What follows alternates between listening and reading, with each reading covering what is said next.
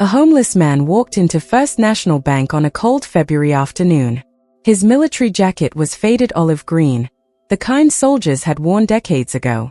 His boots were caked with mud, his face weathered by years of sleeping outside, his hands trembling slightly from conditions that had nothing to do with fear. He approached the information desk where a young teller named Jessica was scrolling through her phone, more interested in her social media than in customer service. "I'd like to check my account," the man said quietly, his voice carrying the gravel of someone who hadn't spoken to another human in weeks. Jessica looked up, her nose wrinkling slightly at the smell of stale sweat and unwashed clothes that surrounded him. "Do you even have an account here?" she asked, her tone suggesting that someone who looked like him probably didn't belong in a bank at all. "I think so," the man replied. "I opened one a long time ago, before everything happened." Jessica rolled her eyes. "Well, if you don't know your balance, you probably don't have much to worry about," she said, turning her attention back to her phone. The other tellers giggled. The old veteran stood there, absorbing the mockery with the same quiet dignity he'd maintained for the past 8 years living on the streets. But that moment, that simple moment of dismissal, was about to expose a story that would shake the entire bank and teach everyone a lesson about assumptions, sacrifice, and the invisible struggles of those we pass every day. If you love stories about hidden truths and justice finally being served, hit that subscribe button right now so you don't miss the incredible moments coming up. Like this video if you believe people deserve respect no matter how they look. Let's dive in. The bank and its culture. First National Bank occupied a modern glass and steel building in downtown, a monument to financial power and corporate success. The lobby was designed to intimidate, soaring ceilings, sleek surfaces, and perfectly dressed employees who moved with the confidence of people who'd never questioned their place in society. Jessica Morrison was 26 years old, fresh out of business school, and convinced that her degree had positioned her above the ordinary people she served. She'd worked at First National for only 18 months, but she'd already learned the unwritten rules of the bank's culture. The wealthy deserved respect and efficiency. Everyone else could be rushed, dismissed, or treated with barely concealed contempt. Her manager, Richard Chen, had built a workplace where such attitudes were rewarded rather than challenged. The bank's customer service metrics measured speed and profit per interaction. A teller who quickly processed a rich customer's needs received recognition. A teller who spent time helping a poor customer was seen as inefficient. Jessica had internalized these lessons perfectly. She'd already been nominated for Employee of the Month twice, not because of her kindness, but because of her ability to identify high-net-worth customers and direct them to premium services while dismissing regular customers with minimal attention. Her co-workers, Marcus and Deshawn, had adopted similar attitudes. They would laugh together during breaks about the charity cases who came in, elderly people counting out coins, homeless individuals trying to access government assistance money, struggling families applying for small loans. The bank had become a place where contempt was currency and mockery was sport. The man with no name tag. The veteran who entered the bank that afternoon was named James Mitchell. He was 63 years old, though he looked 80. His military jacket still bore the faded insignia of the 82nd Airborne Division. Under that jacket was a thin frame that hadn't seen a proper meal in weeks. His boots were combat boots from the 1980s, held together with will and necessity. His dog tag still hung around his neck, a small reminder of the person he used to be before his life had collapsed under the weight of circumstances and choices that had felt inevitable at the time. James had been a decorated soldier. He'd served 2 tours in Afghanistan and 1 in Iraq. He'd come home with commendations and a Purple Heart. He'd also come home with trauma that he couldn't see but couldn't escape. The dreams were the worst, the explosions that only he could hear, the faces of soldiers he couldn't save, the weight of decisions that had felt necessary in the moment but haunted him in the silence. He'd tried to integrate back into civilian life. He'd worked in construction for 4 years after his discharge, but the anxiety had made it impossible to work around crowds. The PTSD had made it impossible to maintain relationships. The drinking had started as medicine and ended as a master. By age 55, James had lost everything: his job, his apartment, his custody of his daughter, his dignity. He'd ended up on the streets, where time worked differently and the past followed you like a shadow you couldn't shake. That was 8 years ago. In those 8 years, James had learned the harsh mathematics of homelessness. A shelter bed cost nothing if you could get one, but most nights there were no beds. A meal came from food banks when they were open, from dumpsters when they weren't. Medical care was non-existent unless you could reach an emergency room, which meant you had to be dying to justify the pain of going. What he did have was a bank account. It was opened in 1996, back when he'd first returned from his military service and wanted to establish financial stability. Over the years, disability payments had been deposited there, small amounts, but consistent amounts. He tried to access that account several times in the early years of his homelessness, but each time he'd encountered barriers. The bank required ID, which he didn't have after years on the streets. The bank required him to know his account number, which he'd long forgotten. The bank required him to prove his identity in ways that seemed impossible when your identity had been stripped away by circumstance. He'd given up trying to access that money years ago. Until last week, when a caseworker named Maria had taken him to a social services office and helped him get a temporary ID. She'd suggested that maybe there was money in his account, money that could help him get back on his feet. The idea seemed fantastical, like something from a dream rather than reality. But Maria had been kind, and she'd believed in him, so James had decided to try. The appointment he didn't have. James had stood in front of the bank for 20 minutes that morning, gathering courage. The glass doors looked like barriers he couldn't cross. The people inside looked like judges who would find him guilty of not belonging. But Maria had written down his bank details on a piece of paper, and she told him that people couldn't refuse to let him check his account. That it was his money, his right. So he'd pushed through the glass doors and approached the information desk. Jessica had been texting her friend about plans for Friday night when he'd approached. She'd barely looked up, had registered his appearance with a flash of disgust, and had made that cruel joke about his likely lack of funds. The other tellers had laughed. Even the security guard had smirked. James had stood there quietly for a moment, absorbing the mockery, then turned to leave. He'd made it 3 steps toward the door when a different voice stopped him. "Excuse me, sir. Can I help you?" The voice belonged to a woman in her 50s, someone with gray threading through her dark hair, someone with the kind of eyes that suggested she'd seen enough of the world to recognize pain when it appeared in front of her. Her name was Patricia Williams, and she was one of the few employees at First National who'd maintained her humanity through the years. She'd been working at the bank for 23 years, and she'd watched its culture shift from one focused on community banking to one focused on profit extraction. She'd watched talented young tellers like Jessica arrive with no compassion and receive promotions based on their willingness to mistreat poor customers. Patricia had never felt comfortable with that system, but she'd also learned to keep quiet. Objecting to the culture meant being labeled as soft or inefficient. It meant being passed over for advancement. It meant being marginalized by colleagues who'd learned to thrive in an environment where compassion was seen as weakness. But watching that young girl mock the homeless veteran had cracked something inside her. Maybe it was age. Maybe it was the accumulation of small moral compromises. Maybe it was simply the day when she couldn't stay silent anymore. "I'd like to check on my account," James said to Patricia, his voice small and uncertain. "Of course," Patricia said, gesturing him toward her desk. "Let's see what we can do." The discovery. Patricia's computer screen illuminated as she entered James's information.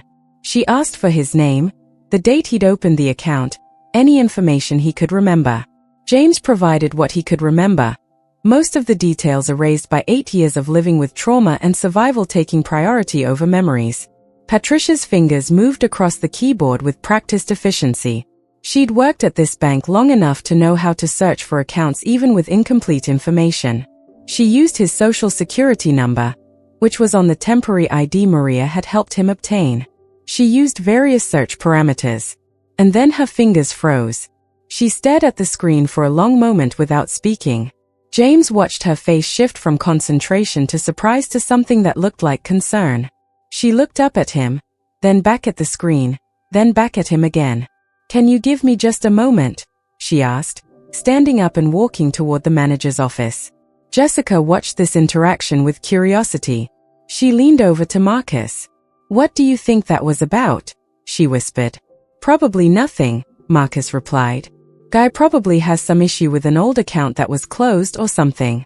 Old homeless guys always think they have money they don't have.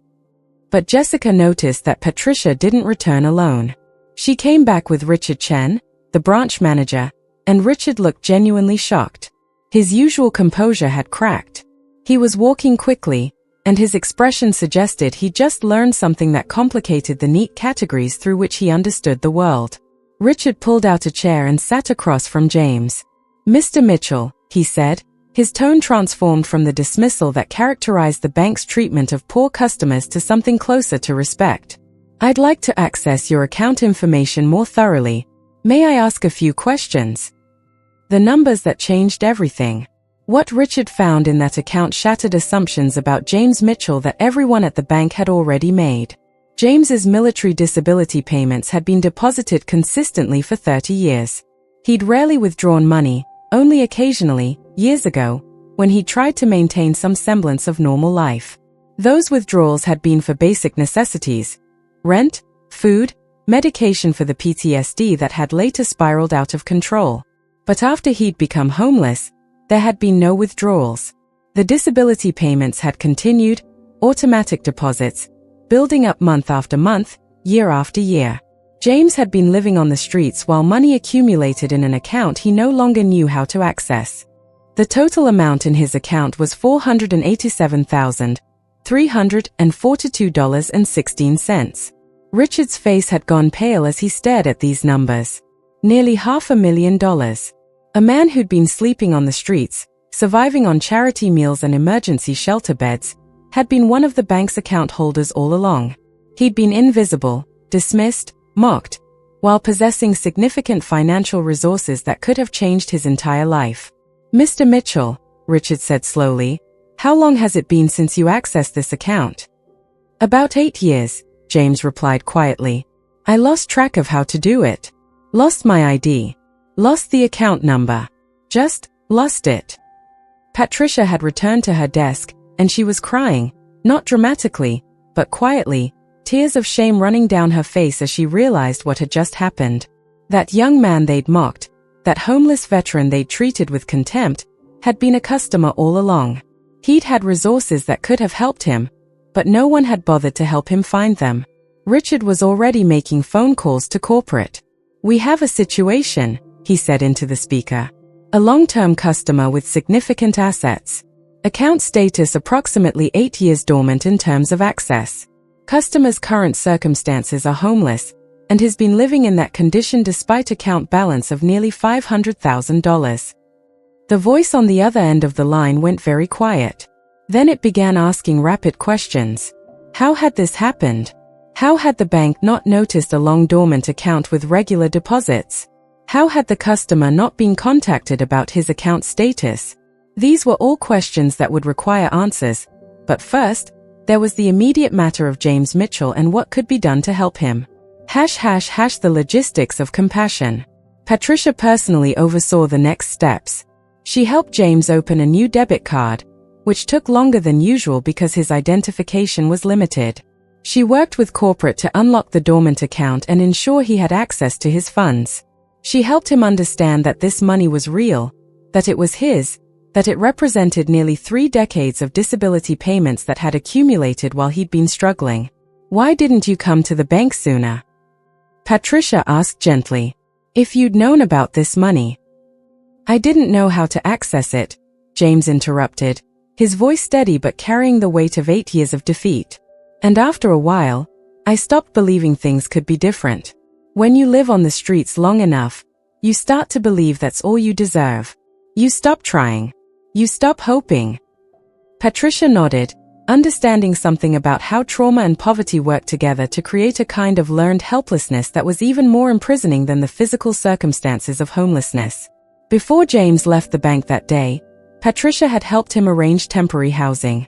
The bank had a relationship with a local hotel that provided rooms to people in situations of hardship. She'd helped him set up an appointment with a VA hospital to address his PTSD and connect him with mental health services.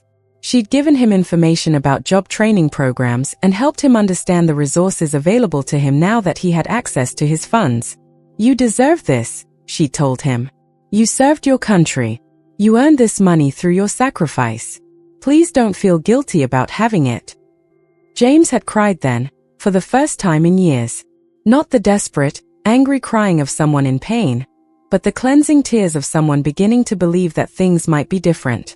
That maybe the future didn't have to be the same as the past 8 years had been. The bank's internal crisis. While James was beginning to process his transformation, the bank's corporate office was in complete crisis mode. The discovery of a long-dormant high-value account being accessed by a customer who'd been living homeless raised serious questions about the bank's systems, about its customer service protocols, and about what had happened to create a situation where someone could have nearly $500,000 while sleeping on the streets. An internal investigation was launched immediately.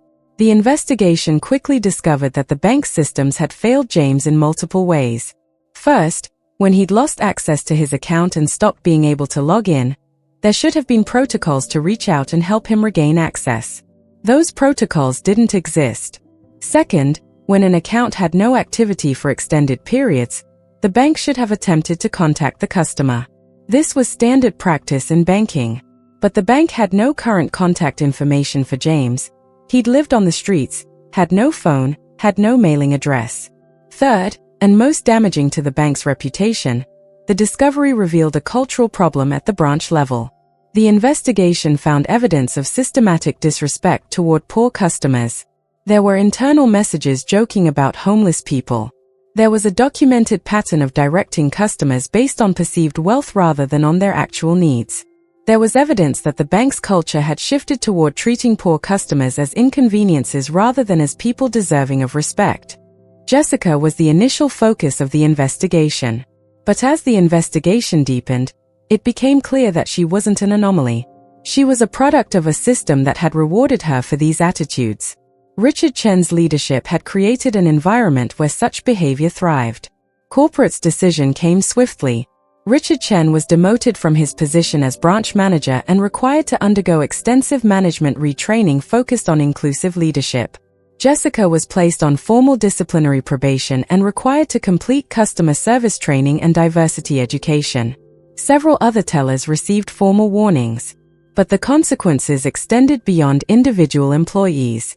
The bank's corporate office issued new company-wide policies requiring mandatory outreach to accounts with no activity for more than 6 months. Protocols specifically addressing assistance for customers experiencing housing instability. Customer service training focused on treating all customers with equal respect regardless of perceived financial status. Regular audits of branch-level interactions to ensure compliance with customer service standards. The bank faced potential lawsuits from James, though Patricia encouraged him not to pursue litigation. "The money is yours already," she told him. "The goal isn't to punish the bank. The goal is to help you move forward. A lawsuit will keep you connected to this painful period of your life. Moving forward means letting go." James agreed, though he requested that the bank make donations to several homeless veterans organizations.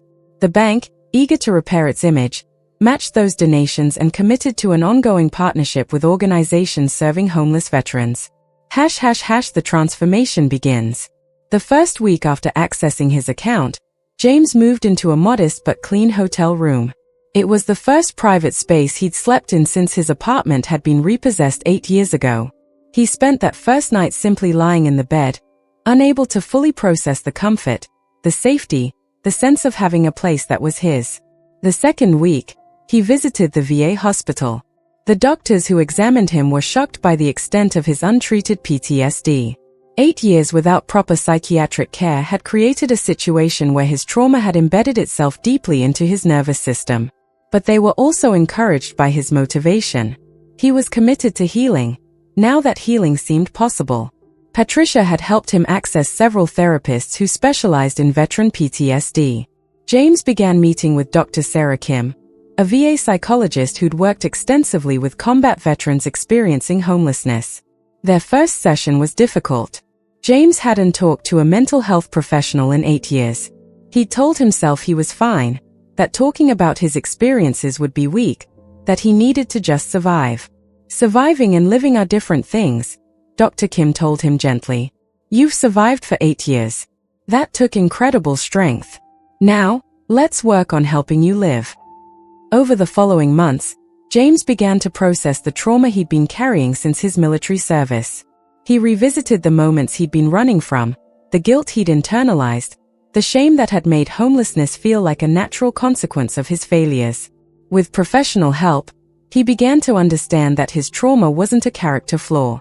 It was an injury, as real as a physical wound, and it deserved treatment. Jessica's reckoning. Jessica had received her formal discipline letter from corporate, and it had shaken her understanding of herself. She'd always seen herself as a hardworking, ambitious professional. The letter forced her to confront the person she'd actually been, someone who'd been cruel to vulnerable people, someone who'd found entertainment in mocking suffering. The mandatory customer service training was awkward and uncomfortable. She had to sit through sessions on empathy and inclusion led by consultants brought in from corporate. She had to watch videos about the consequences of discrimination and dismissal. She had to read case studies of people who'd experienced homelessness, including a specific case study about a homeless veteran with untreated PTSD who'd had access to funds but no way to get help. When she realized the case study was based on James, she experienced something that might have been genuine shame. Her manager, Richard Chen, had been demoted to an assistant manager position, and he was required to report on his progress in the customer service retraining. The experience had humbled him. He'd spent 30 years in banking believing that his job was to maximize profit and minimize effort. Now, he was learning that banking was fundamentally a service to people, and that people deserved respect. One day, about 3 months after James's visit, Jessica was working at the information desk when an elderly homeless woman came in asking about opening a new account. Instead of rolling her eyes or making excuses, Jessica immediately stood and helped the woman. She didn't rush her. She asked about her situation. She explained account options in simple language. She didn't make any assumptions about the woman's worthiness based on her appearance. Her coworker Marcus noticed the change. "What's gotten into you?" he asked during their break.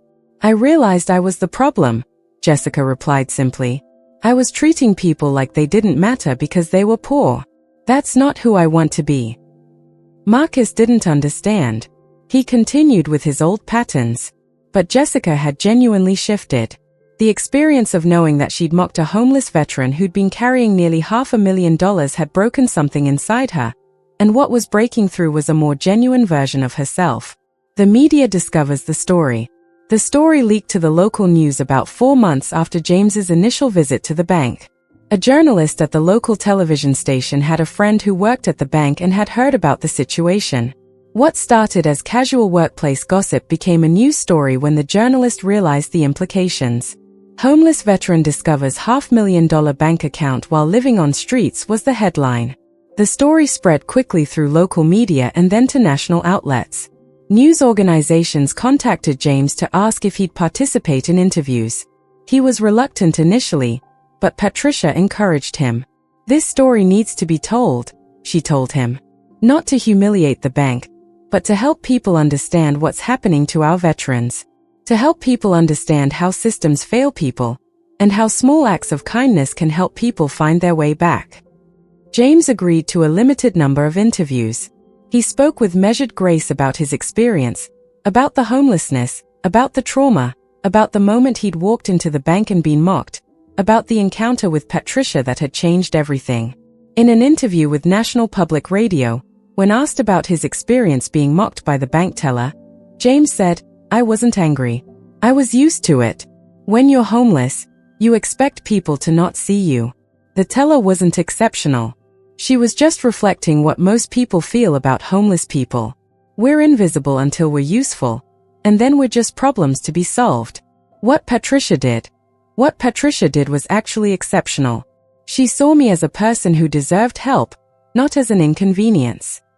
The interviewer asked if he'd considered suing the bank for damages. "No," James said. "Lawsuits are about punishment. I'm not interested in punishment. I'm interested in healing. What happened to me could have been worse. What happened to me could have broken me completely. But I'm going to use this opportunity to rebuild my life and, if possible, to help other veterans understand that there's a way forward from homelessness and trauma." The larger impact. James's story resonated with millions of people who heard it. Donations to veteran homeless services organizations increased dramatically following the news coverage. Politicians began advocating for better systems to reach isolated individuals with resources they didn't know they had access to. Banks across the country were contacted by regulators asking about their protocols for reaching out to customers with dormant accounts. What had started as a story about one man's bad experience at a bank became a catalyst for systemic change. James was invited to speak at the VA National Conference on Homeless Veterans. He shared his story with hundreds of professionals working in veteran services. He talked about the importance of ongoing mental health treatment, about the shame that keeps people homeless and isolated, about the power of kindness and dignity in helping people believe that recovery is possible. Patricia was recognized by the bank for her actions that day. She received an award for exceptional customer service and was promoted to a position in corporate focused on customer service training and inclusive banking practices. The irony wasn't lost on her. A bank that had dismissed poor customers for years was now promoting someone specifically because she treated a poor customer with basic human respect. The bank also created a new scholarship program for veterans pursuing business or finance education. James was asked to be on the advisory board for the program. He accepted, finding meaning in the idea that he could help create opportunities for other people who'd experienced similar struggles. James's continued healing. By the time the media attention had begun to fade, James had already moved into permanent housing. He'd purchased a modest home on the outskirts of the city, something he'd never thought possible, but which his resources had made achievable. The home wasn't fancy, but it was his. It had a yard where he could sit in the morning and watch the sunrise without worrying about police asking him to move. It had a bedroom where he could sleep without the fear that often accompanied sleeping on the streets. His therapy with Dr. Kim continued. The treatment for PTSD wasn't quick or easy.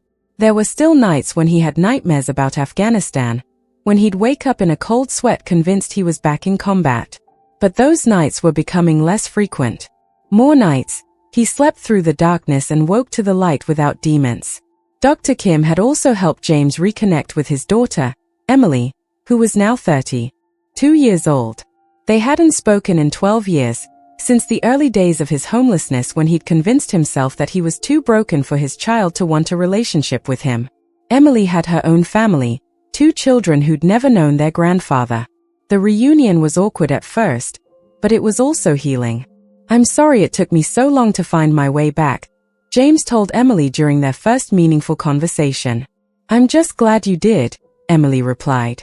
She brought her children to meet their grandfather, and James experienced something he'd thought he'd lost forever: the joy of family connection, the feeling of being needed and valued. He started working part-time at a veterans counseling center, helping other homeless veterans navigate the systems that had confused him for so long. He used his own experience as the foundation for his work, never pretending he had all the answers, but offering the understanding that came from having walked the same difficult path. The lessons about systems and compassion. James's story taught several important lessons about how systems work and how they fail people. First, about invisibility. The bank systems had literally made James invisible. Because he had no phone, no email, no current address, the bank had no way to reach him even though it could clearly see his account balance. Banks are designed to communicate with customers they can quantify and locate. Homeless people exist outside those parameters. Systems that can't communicate with people they serve will fail those people, no matter how much money is theoretically available to them. Second, about cultural attitudes. The bank's failure to reach James wasn't primarily a technological failure. It was a cultural failure. If the bank had valued James as a customer, if the culture had encouraged employees to think about how to help customers experiencing hardship rather than how to get rid of them, someone would have figured out how to reach him. Jessica's mockery wasn't an isolated incident. It reflected the bank's actual priorities, that wealthy customers mattered and poor customers were inconveniences. Third, about the power of individual kindness. Patricia's actions demonstrated that individual kindness could interrupt systemic failure. One person deciding to treat someone with respect and dignity could change the trajectory of someone's life. That's not a solution to systemic problems, but it's not irrelevant either. Systems are made up of individual people making individual choices. Fourth, about trauma and invisibility. James's 8 years of homelessness while having access to resources reflected a deeper truth about mental illness and trauma. PTSD had made him psychologically invisible. He'd stopped believing he deserved help, stopped believing things could be different. His economic resources couldn't cure PTSD. What he needed was connection, professional help, and people who believed his life was worth saving. The money was important, but the relationships were essential. What changed at First National Bank? The bank became a different institution following the James Mitchell incident. Not because of fear of lawsuits or media coverage, though those certainly motivated some changes, but because individual people within the organization, Patricia, and eventually Richard and even Jessica, decided that the bank should be different. The new customer service protocols meant that homeless people who came into the bank weren't treated with contempt anymore. In fact, there was specific training on how to work with people experiencing housing instability. Tellers learned about resources available to homeless customers. The bank partnered with social services organizations to create connections between banking services and social support systems. Jessica actually became one of the most passionate advocates for this shift. She'd experienced the shame of knowing she'd been cruel to someone vulnerable, and she wanted to make sure no one else had that experience. She volunteered to mentor new employees, specifically about treating all customers with respect. The bank also created a new position, Customer Outreach Specialist, specifically focused on reaching out to people with dormant accounts to help them reconnect with their resources. They started identifying accounts with no activity and attempting to locate customers to help them access their money.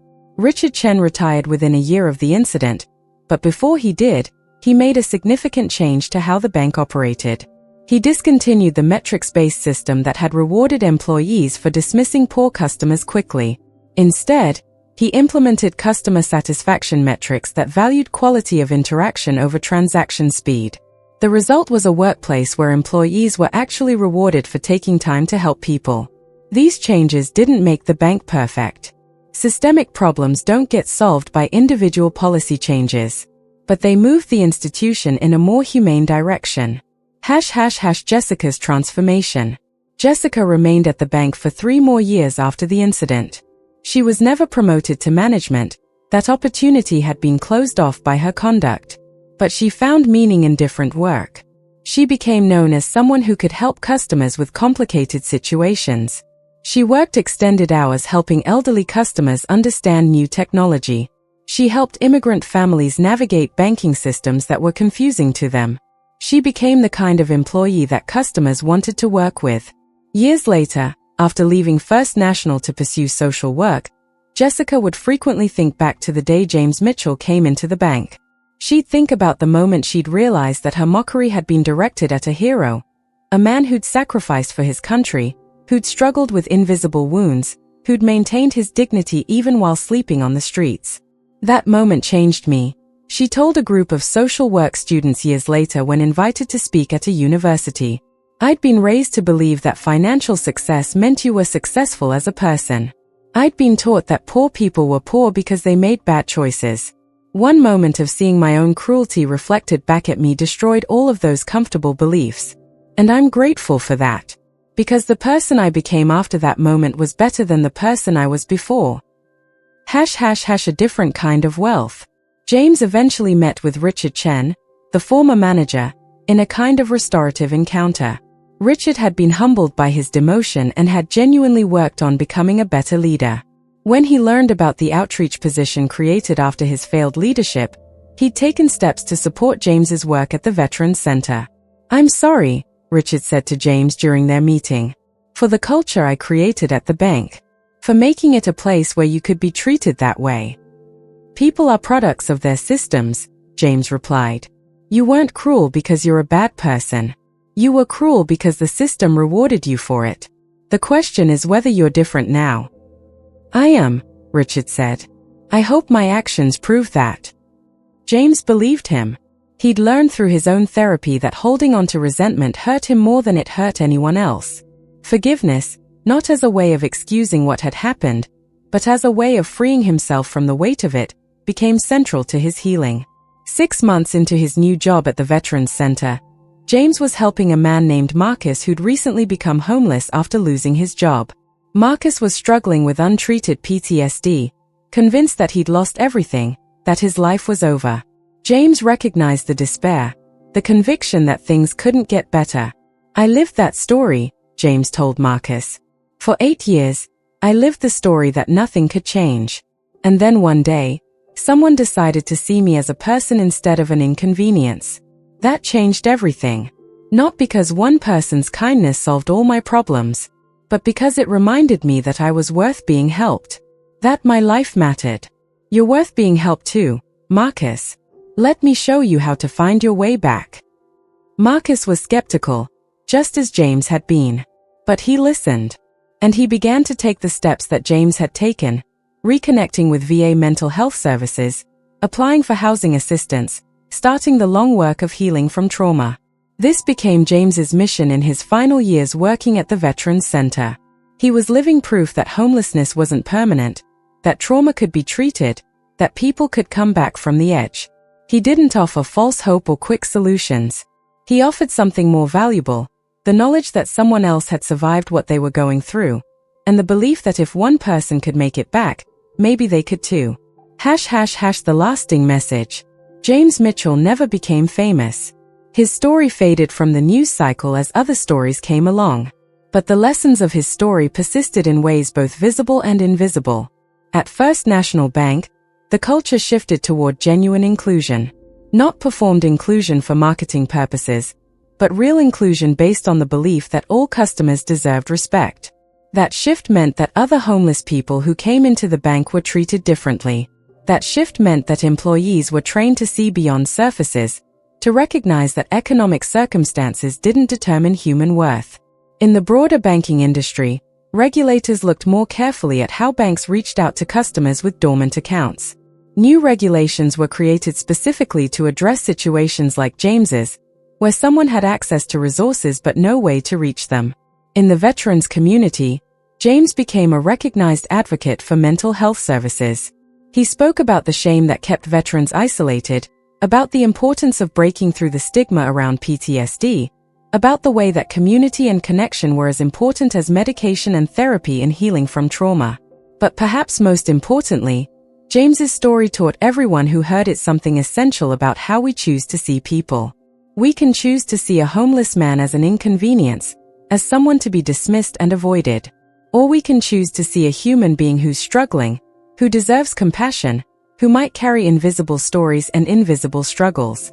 We can choose to be like Jessica when she was young, eager to dismiss, eager to mock, eager to locate people's flaws and hold them up for scorn.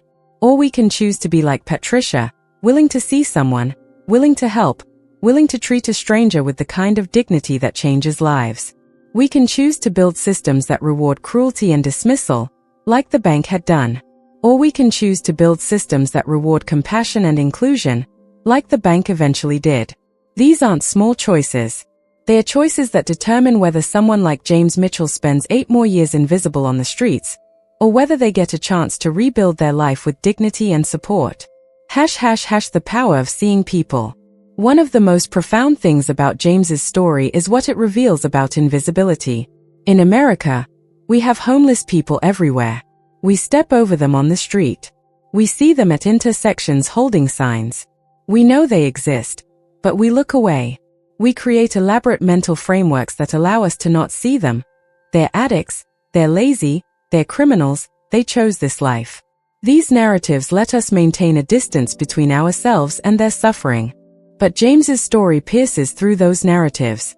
It reveals a decorated military veteran, someone who served his country with honor, someone who fell through cracks in our social systems that are wider and deeper than most people understand. It reveals someone who had resources but no connection to them. It reveals someone whose invisibility was both a choice he'd made, he'd stopped believing he deserved to be seen, and something imposed on him by systems that couldn't reach him. Patricia's gift to James wasn't primarily the money, though the money certainly mattered. Patricia's gift was seeing him. She saw a human being instead of a homeless man. She saw someone worth helping instead of someone to be dismissed. She saw possibility instead of hopelessness.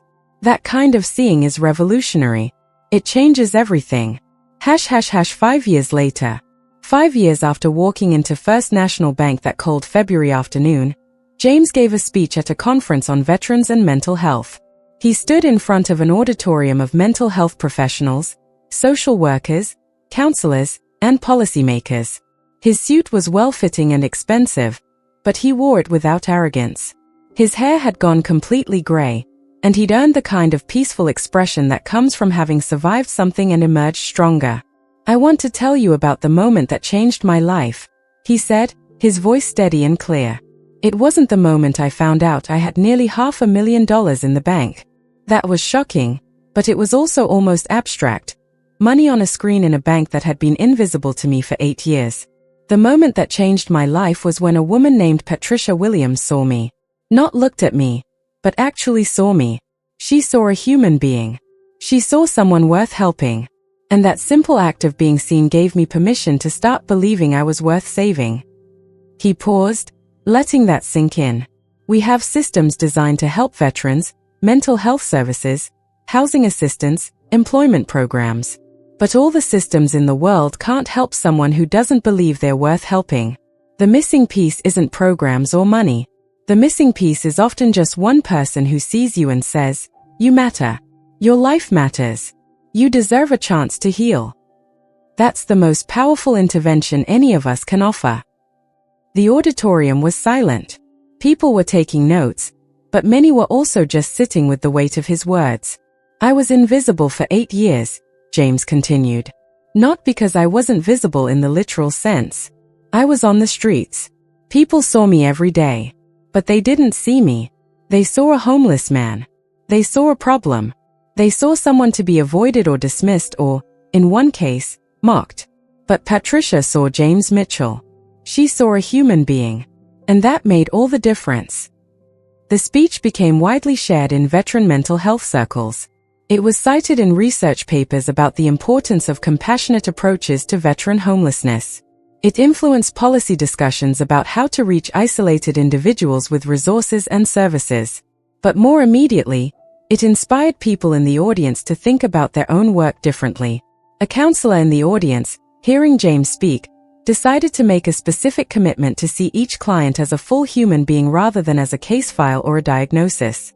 A social worker committed to spending extra time with her hardest-to-reach clients, refusing to accept that they were unmotivated, when they might simply be suffering from trauma that made it hard to believe change was possible.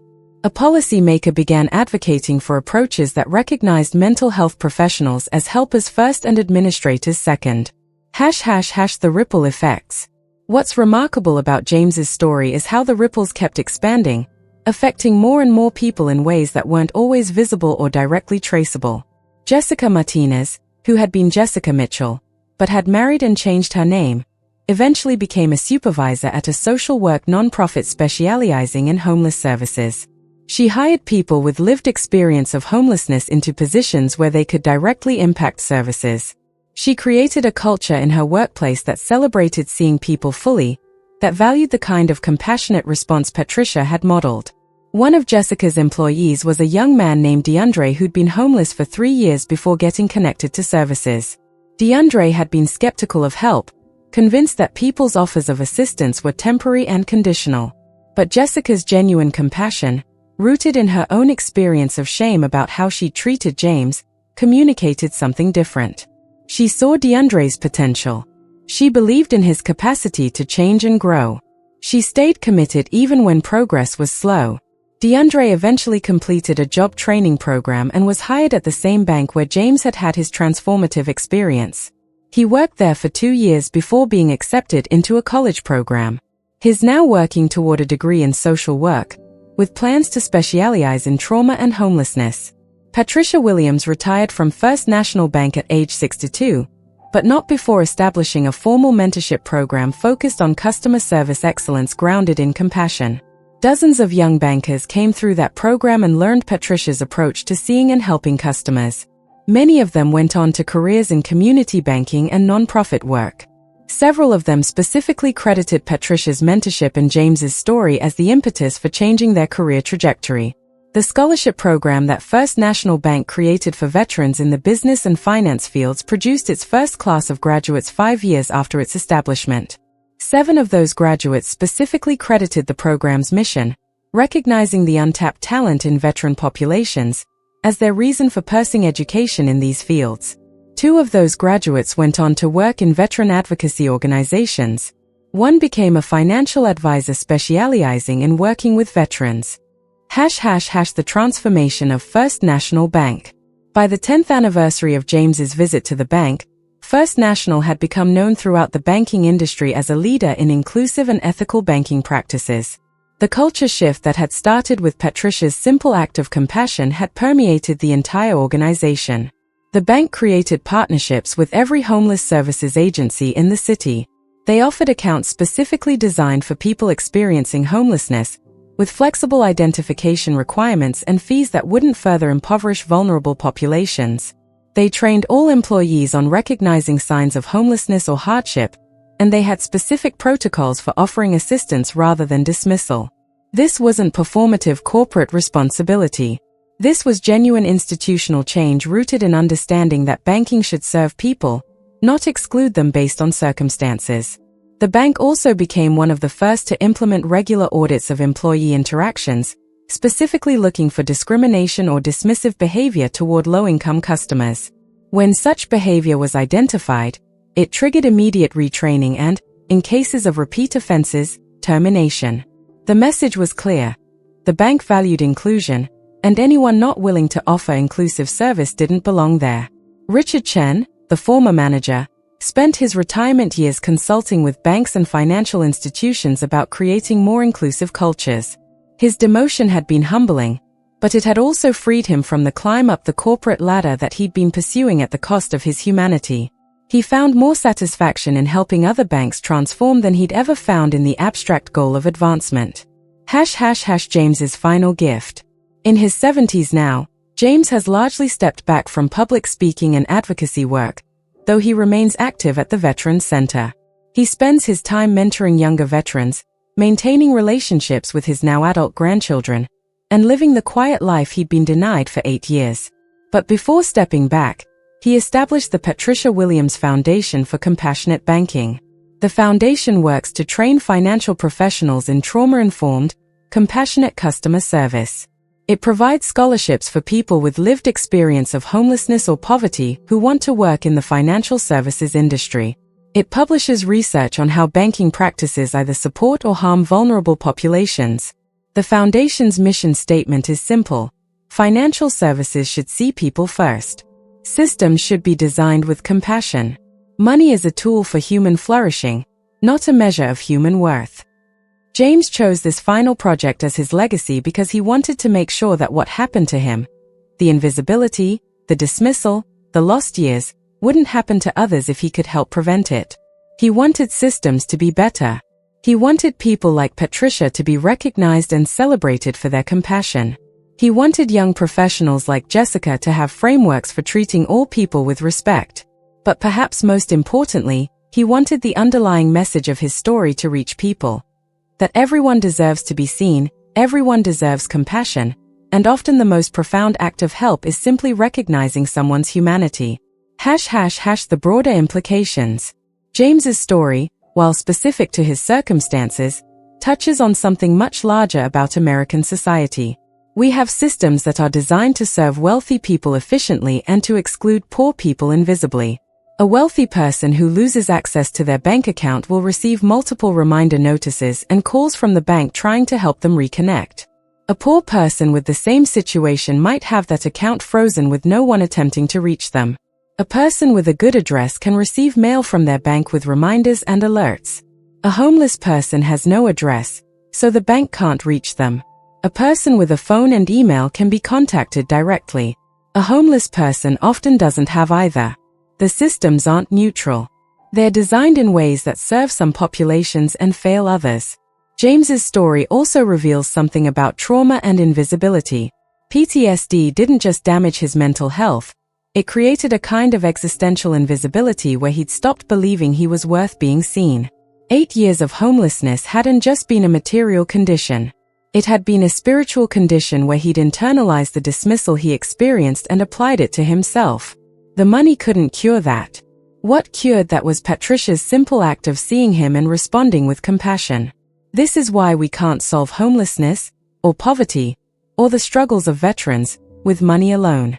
Money is necessary, but it's not sufficient. What's also necessary is a cultural shift where we see people experiencing these struggles as worthy of compassion and respect. Where we recognize that these are often good people who've experienced trauma or bad circumstances, not moral failures deserving of dismissal. The continuing work. Today, the lessons of James's story continue to unfold in ways both seen and unseen. Mental health professionals trained in the approach James advocated for are working with veterans across the country. Bankers trained through the Patricia Williams Foundation are offering better services to vulnerable customers. Young people who heard James's story have been inspired to go into social work, to become advocates for the homeless, to become the kind of people who see others and respond with compassion. The original story, the day a homeless veteran walked into a bank and was mocked, then rescued by one person's compassion, has become something more than a news story. It's become a parable about what matters, about how one person choosing compassion can ripple out and change institutional culture and systems. It's a reminder that we're all either being like Jessica when she was young, dismissing, mocking, looking away, or like Patricia, seeing, helping, responding with the kind of basic human dignity that changes lives. The choice is always available to us. In every interaction, we're choosing whether to see someone or to look away. We're choosing whether to respond with compassion or dismissal. We're choosing whether to be part of systems that exclude and harm, or systems that include and heal. Final message and call to action. James Mitchell's story isn't unique, though his particular circumstances are. There are thousands of homeless veterans in America right now. There are thousands of people with invisible resources they don't know how to access. There are thousands of people suffering from untreated trauma, convinced they don't deserve help. There are thousands of instances where systems are failing people not because of intentional cruelty, but because no one has bothered to design systems with compassion. But there are also thousands of Patricia Williamses, people who see someone, who respond with dignity, who take small actions that change lives. Every single one of those actions matters. Every single act of compassion ripples out in ways we can't always measure but can certainly feel. If this story moved you, if it challenged your assumptions about homeless people or about the power of compassion, please like this video and subscribe to our channel. We bring you stories about hidden struggles, about human dignity, about the power of seeing people fully. We bring you stories that remind us of what matters. Share this story with someone who needs to hear it. Maybe it's someone working in customer service who needs to be reminded that every customer is a human being. Maybe it's someone struggling with homelessness or trauma who needs to know that change is possible. Maybe it's someone who's been dismissive of vulnerable people and needs to be confronted with the reality that they might be harming someone carrying invisible struggles. The world needs more people like Patricia Williams, people who choose to see others, who choose compassion even when it's not convenient, who understand that small acts of kindness can be revolutionary. The world also needs systemic change, better mental health services for veterans, accessible banking systems, housing-first approaches to homelessness, living wages so people don't fall into poverty. But until those systemic changes happen, we need individuals choosing compassion.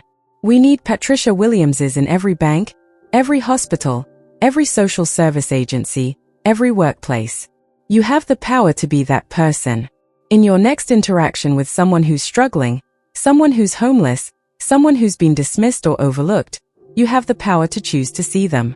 You have the power to respond with compassion instead of contempt. You have the power to be the person whose act of kindness changes someone's life. James Mitchell survived 8 years of homelessness with dignity maintained but hope diminished. One act of compassion brought his hope back. One person seeing him fully reminded him that his life mattered. That could be you for someone else. Don't pass up that opportunity. Thank you for watching. Hit that subscribe button.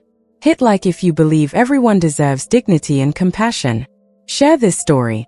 And please, be someone's Patricia Williams, someone who sees them, who helps them, who reminds them that they matter. We'll be back with another story of hidden struggle, hidden strength, and hidden justice. Stories that remind us who we really are when we choose compassion over contempt, when we choose to see people instead of looking away. Until next time, remember, everyone you meet is fighting a battle you know nothing about. Treat them with the kindness that battle deserves.